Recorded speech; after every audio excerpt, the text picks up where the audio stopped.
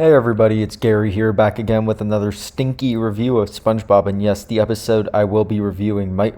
be revolved around stinkiness, but is this episode actually stinky itself? I guess we'll have to find out. But first, what happens in this episode is that it's Sunday, which means it's time to make a sundae in the SpongeBob household. And unfortunately, SpongeBob ran out of his typical ingredients of the sundae being ice cream and peanuts, so he improvises and creates the most diabolical thing known to fish, being an ice cream sundae made of ketchup, onions, and rotten peanuts, which is pretty gross to say the least. After SpongeBob eats this abomination of a creation, he ends up getting rancid breath, but of course doesn't know about that since he's the one that ate the disgusting thing, and goes about his daily Sunday routine of saying hello to everybody in Bikini Bottom. Of course, this does not fare well for him at all, as everybody he attempts to say hi to ends up running away from him. SpongeBob then ends up seeing a giant blob of bubblegum on the bench, aka Patrick, who doesn't have a sense of smell, so he assumes that everybody is running away from SpongeBob due to how ugly he is. SpongeBob, of course, denies this fact, but then he and Patrick do an ugly test on him, and SpongeBob's breath is so bad that it ends up breaking a mirror reflection of himself and even causes some people to die when he attempts the test. This, of course, leaves SpongeBob in shambles as he goes to his house to cry. Patrick visits him and then tries to cheer SpongeBob up by telling him the story of the ugly barnacle, which unfortunately only makes things worse, so then Patrick gives SpongeBob advice to just scream out his problems to make him feel better. This ends up working, and SpongeBob and Patrick then decide to go to the movies. Of course, this doesn't end well as SpongeBob tells everybody that he's ugly but to still enjoy the movies, which of course doesn't work as his breath is the one causing the problem, and everyone in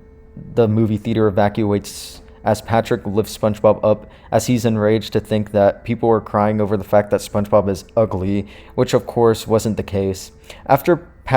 this, Patrick tries a little of SpongeBob's sundae as he's hungry, and then goes to the bathroom where he then tries talking to other people, but they end up running away due to his bad breath, and Patrick also thinks that he's caught the case of the uglies. SpongeBob goes up to check on Patrick and learns that the sundae caused both of them to have bad breath, and it wasn't the fact that they were ugly that drove people away, and it ends with them accepting the fact that they stink.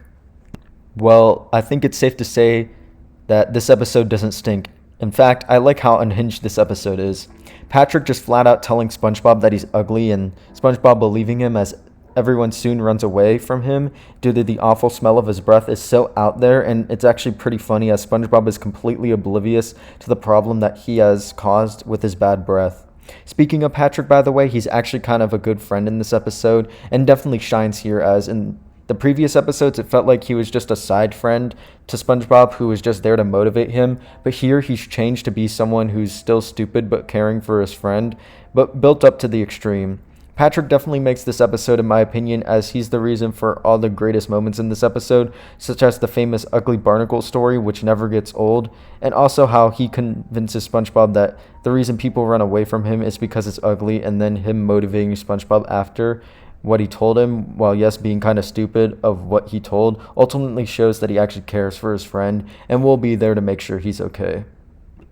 Also, while I'm not typically the biggest fan of Gross Out, this episode does it pretty well with SpongeBob's breath causing many to go crazy, and I especially love the facial expressions made in the movie theater scene, which is also another part I found to be hilarious. The main intent of this episode was to try and incorporate gross out humor in a funny way, and it's safe to say it succeeded, which usually isn't the case, although I did find some parts, such as the actual sundae itself and SpongeBob eating it, to be a little bit too far, but other than that, it worked out pretty well. Overall, this episode incorporates gross out humor in a way that manages to succeed even though it can go a little too far. I still really enjoyed the episode, and Patrick especially shines here. It's because of this why I'm going to give it an 8 out of 10, putting it above Texas but under Hooky. And so far, Season 2 is looking amazing. Let's see if the next one holds up.